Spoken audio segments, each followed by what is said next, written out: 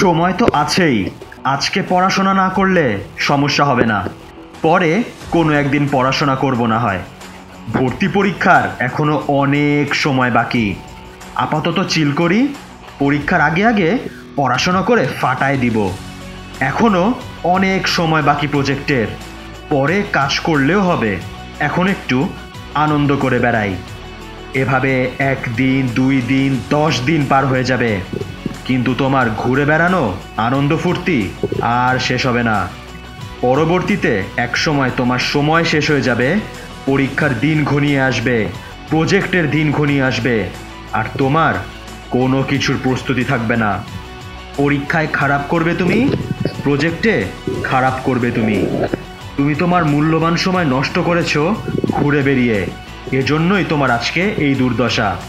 অথচ তুমি যদি শুরু থেকে ঠিকমতো পরিশ্রম করতে, এক মুহূর্ত সময় নষ্ট না করে সময়ের কাজ সময় করতে, তাহলে আজকে তুমি সফলতার শীর্ষে থাকতে।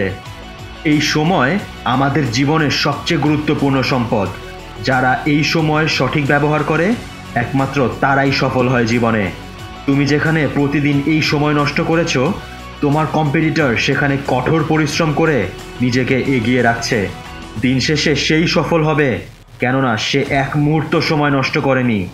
তুমি ঘুরে বেরিয়েছো, আনন্দ ফুর্তি করে সময় নষ্ট করেছো, আর তোমার কম্পিটিটর স্রেফ পরিশ্রম করে গেছে। তাই সফলতা তারই প্রাপ্য, এবং সফল সে হবেই। তাই সোলজার, হাতে যতটুকু সময় আছে এই সময় সঠিক ব্যবহার করো। আজকে থেকে, এখন থেকেই প্রতিজ্ঞা করো, তুমি আর এক মুহূর্ত সময় নষ্ট করবে না।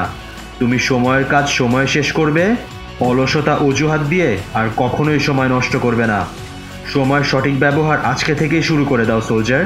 ঠিকমতো পড়াশোনা করো এবং সময়কে ব্যবহার করো। সাফল্য আসবেই।